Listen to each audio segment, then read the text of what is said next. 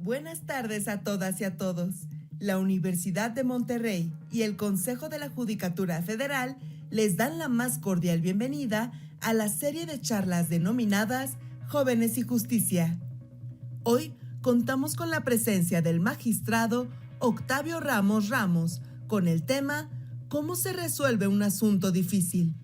Octavio Ramos es licenciado en Derecho y maestro en Derecho Constitucional, Administrativo y Amparo por la Universidad Nacional Autónoma de México. Maestro en Ciencias Jurídicas por la Universidad Panamericana y maestrante en Derechos Humanos, Impartición de Justicia y Género por la Escuela Federal de Formación Judicial. Es especialista en argumentación jurídica por la Universidad de Alicante, España, y cuenta con estudios avanzados en el programa de doctorado en Derecho Constitucional en la Universidad de Castilla-La Mancha. En 2004, inició su carrera judicial como oficial judicial. En 2005, desempeñó distintas actividades en el Tribunal Electoral del Poder Judicial de la Federación. En 2013, fue designado magistrado de la Sala Regional Jalapa y en 2016 resultó vencedor en el 33º concurso interno de oposición para la designación de magistrados de circuito. Actualmente, integra el segundo tribunal colegiado en materia administrativa del 7º circuito con sede en Boca del Río, Veracruz. En su tiempo libre, disfruta de realizar actividades al aire libre, como trotar y pasear en bicicleta. Le damos la bienvenida al magistrado Octavio Ramos Ramos.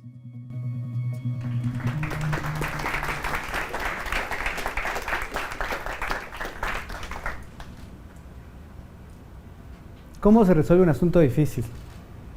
Esa pregunta a mí me remonta en el tiempo. De hecho, a una fecha concreta, 14 de febrero de 2013.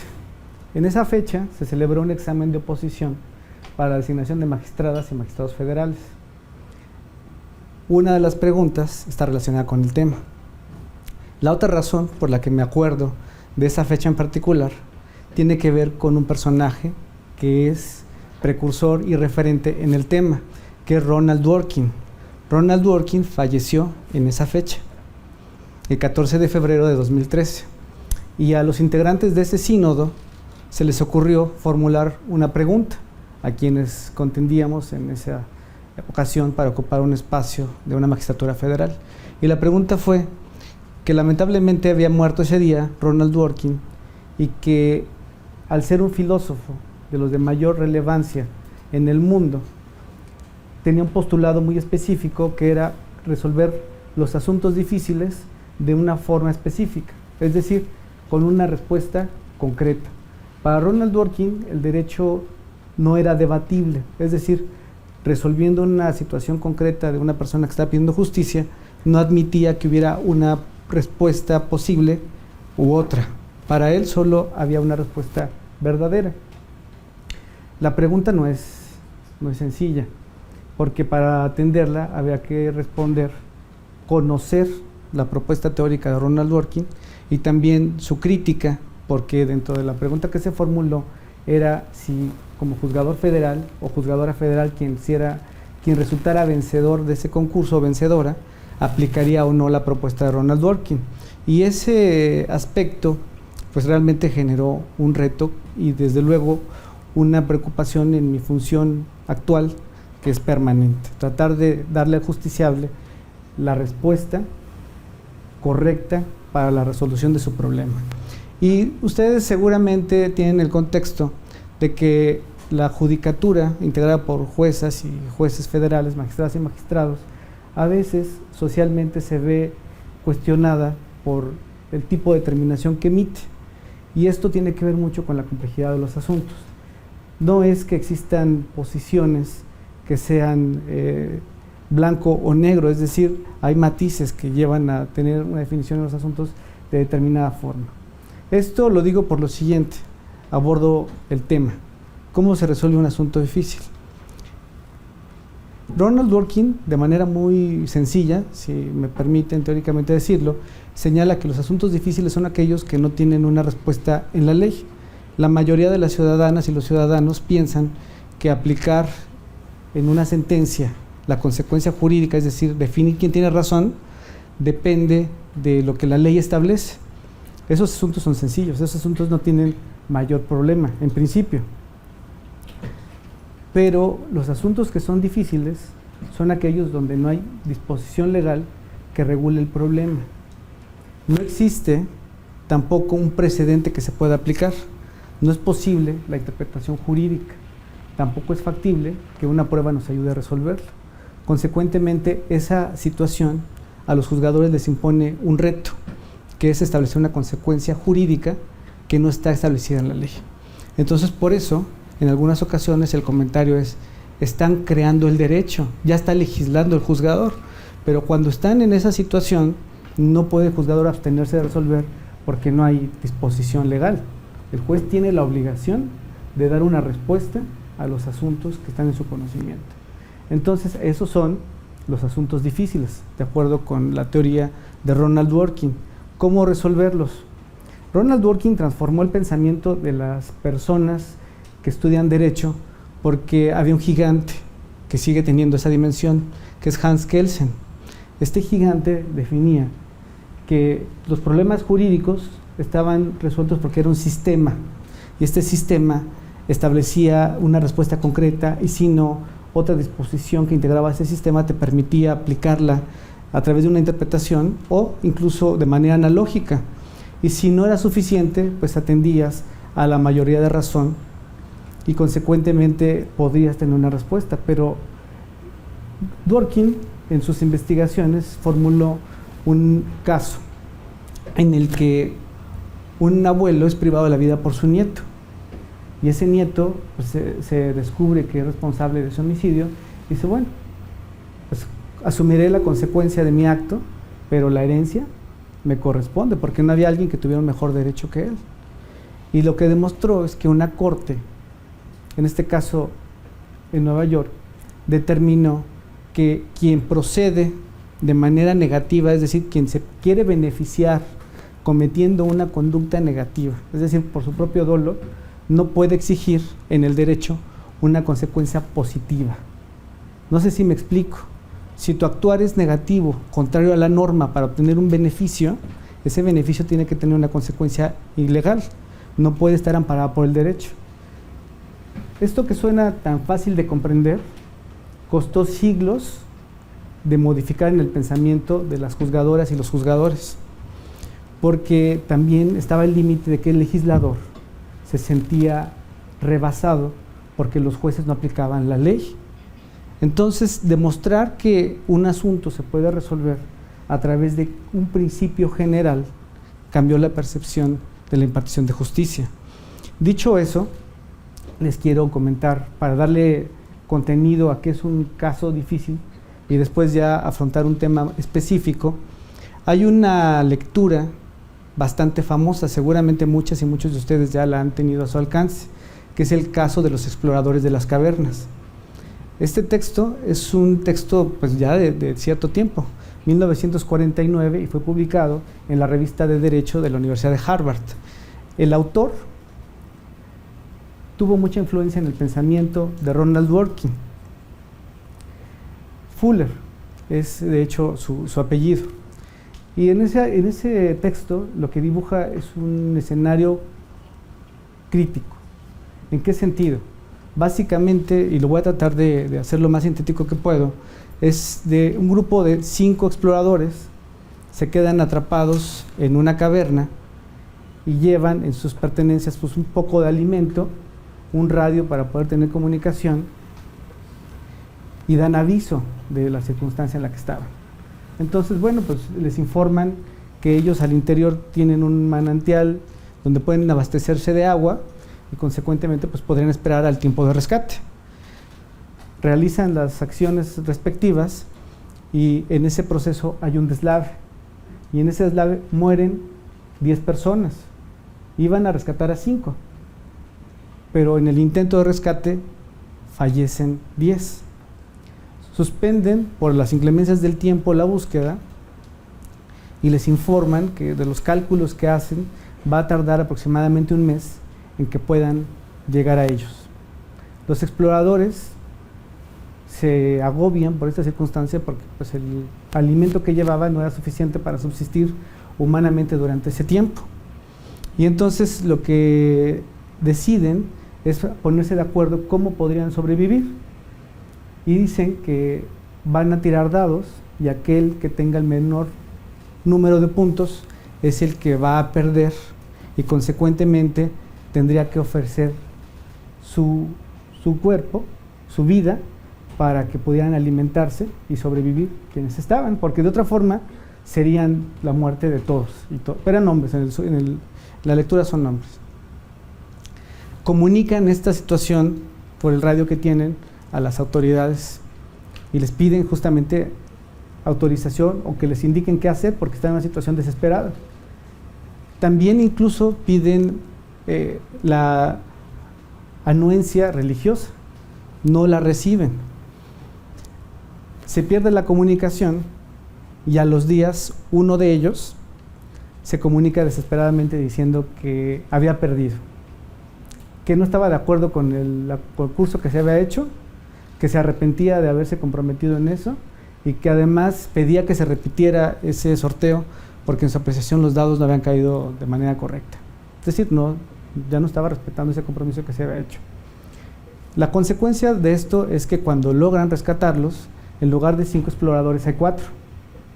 Y estos exploradores, de acuerdo con la familia de la persona que fallece o que muere, reclaman que haya justicia, porque dicen fue asesinado, fue privado de la libertad, fue privado de la vida porque no estuvo de acuerdo con el sorteo que se hizo, pero además manifestó que no estaba conforme con las circunstancias en las que se dio porque los dados no habían caído de manera correcta.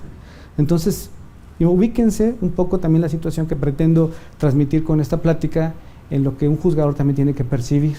Tiene que haber empatía en ubicarse en las partes de las víctimas y en las partes también quienes están sujetas a un proceso. Y consecuentemente, si ustedes se ubican como madres, como padres, como hermanos, hermanas, o incluso hijos o hijas, sentirían un dolor y una pena que seguramente sería natural de una circunstancia tan adversa. Y entenderían que si su familiar no quiso ofrecerse voluntariamente para esta circunstancia, que ese es un siguiente punto al que quiero abordar, fue asesinado. Consecuentemente, este asunto, que está datado, por cierto, en el año 4300, en el ejercicio teórico, tiene que ser resuelto por una corte. Y esa corte discute lo siguiente. En un primer momento, la consecuencia que critica severamente Ronald Dworkin: el derecho no lo puedes aplicar mecánicamente. El que priva de la vida a otro comete el delito de homicidio. Dice, aquí hubo una privación de la vida, condena. Viene otra reflexión dentro de ese grupo de magistrados. Dicen, no puedes considerar eso porque ellos estaban en el subsuelo, ahí estaban privados del acceso al Estado, no había un marco normativo que los protegiera, que regulara su situación de naturaleza, estaban en una etapa donde estaban en supervivencia y además ahí hay un acuerdo en el que se comprometieron para efecto que los demás pudieran subsistir. No podrías condenarlos. Hay otra posición en la que dice, oye, la vida es un bien que no puedes condicionar o disponer en un contrato. Eso sería inválido. Va contra un principio fundamental de la naturaleza humana. Consecuentemente, no podría ese contrato amparar la conducta ilícita que se cometió. Hubo alguno que se abstuvo y dijo, no, mejor vamos a pedir que haya una determinación administrativa donde los exoneren de esta falta. Yo no sé si discutiéramos en este momento cuál sería su posición, pero me parecería bastante interesante ahorita dejar una inquietud en ustedes. Este asunto tiene un enfoque contractualista, naturalista, positivista, y consecuentemente podrían ser válidas las respuestas, pero para Ronald Dworkin solo hay una respuesta correcta. La pregunta sería si está en la lectura o ustedes tendrían otra respuesta. Siguiendo la dinámica de nuestra plática, quisiera decirles que en la experiencia profesional, resolver un asunto difícil tiene implicaciones bastante complejas. Y les decía al principio de la exposición que la fecha me recordaba dos cosas, una relativa a un concurso y la otra a la muerte de Ronald Dworkin. El concurso forma parte de un principio fundamental de lo que se conoce como independencia judicial. Para quien aspire a ser jueza o juez, magistrado o magistrado, ministra o ministro de la Corte, necesariamente tiene que atravesar un proceso de selección, y ese proceso de selección indica que esté legal y constitucionalmente previsto. Y del asunto del que les quiero platicar, que es uno que tuvo conocimiento del tribunal colegiado en el que me encuentro adscrito, un juez de primera instancia del fuero común del estado en el que se encuentra el tribunal colegiado al que yo me encuentro adscrito, fue separado de su cargo. ¿Cuál fue la razón? Que le dieron un nombramiento con una precisión de hasta nueva orden. Ese juzgador no fue seleccionado a partir de un concurso de oposición, sino que fue propuesto para cubrir una vacante. Se le conoce como juez provisional, pero de acuerdo con la ley del Estado de Veracruz se tiene que fijar en ese nombramiento a quien sustituye, tiene que realizarse el concurso correspondiente y una vez que se designa el nuevo titular, él termina su función. La lógica de esos nombramientos diría que él regresa a la posición que ocupaba antes de esto. Esta persona había sido 5 años juez municipal, había estado también un periodo similar como secretario proyectista en un órgano jurisdiccional de primera instancia y después estuvo más de 5 años, de hecho 6 años y fracción como juez de primera instancia cuando es separado. El problema a resolver se centró esencialmente en que la ley no establece que existan nombramientos hasta nueva orden. Eso no está previsto. Consecuentemente, un acto que no está previsto en la exposición normativa es un acto arbitrario. Ninguna autoridad puede realizar algo que no se encuentre previsto en la norma. Eso también forma parte de un principio general. Lo relevante del asunto tiene que ver en que no hubo consenso. Yo se lo estoy platicando digerido, pero no hubo consenso porque un compañero magistrado tenía una inquietud y dijo: me cuesta trabajo que una persona que no es resultado del concurso de oposición sea juez. Y si la sentencia tiene esa consecuencia, yo no la podría compartir. Es una posición bastante válida porque tiene que ver también con los estándares de la calidad de la impartición de justicia. Solo que en el caso de esta persona, ya había estado 6 años en el cargo, sin ninguna nota desfavorable y sin ningún procedimiento administrativo. Es decir, en lo que respecta a la labor jurisdiccional, impecable. Todas las responsabilidades que tienen las juezas y los jueces, las tenía. ¿Por qué no podría tener los mismos derechos? Quisiera que se cuestionara. Él se autonombró o la autoridad lo nombró con un propósito específico, que era, de acuerdo con la naturaleza del nombramiento, cubrir una vacante. Nunca hubo concurso de oposición. La consecuencia, afortunadamente también, ya forma parte de la experiencia internacional. La Corte Interamericana, y merece la pena que les comente, tiene a la fecha 14 condenas a diversos países por violación al principio de independencia judicial, y esto afecta al derecho humano de acceso a una tutela judicial efectiva. Si las juezas y los jueces, magistradas y magistrados, no gozan de una estabilidad en su cargo por el tiempo de su nombramiento, están sujetos a la voluntad de alguien. Y la Corte Interamericana, en este caso específico, que es el caso Apis, Barbera y otros, contra Venezuela, determinó esta circunstancia, porque a un juez, bueno, de hecho 3 magistrados, dentro de ellos una mujer, habían sido destituidos de una corte federal porque tenían un nombramiento provisional derivado de una modificación constitucional que no tenía desarrollo legislativo. Es decir, no les habían dado una temporalidad específica y estaban sujetos a la remoción sin ninguna causa legal que tiene que ver con una responsabilidad administrativa o con la terminación del nombramiento o en su caso por edad para la separación definitiva. Esto se los comento con la finalidad de ejemplificar un poco lo complejo que puede representar la impartición de justicia en asuntos que pareciera que no existe complejidad, siempre subsisten particularidades que afectan derechos sustantivos y consecuentemente la independencia judicial del nivel que se requiera, me refiero al caso particular, juez de primera instancia, fue sustituido, atenta contra la calidad de la democracia de esa entidad federativa, pero también del país. La Corte Interamericana, en los precedentes que les hago referencia de 14 condenas, Venezuela va en primer lugar junto con Ecuador, encabezando el mayor número de condenas, establece que atentan directamente contra uno de los principios democráticos del Estado, que es el equilibrio en la división de poderes.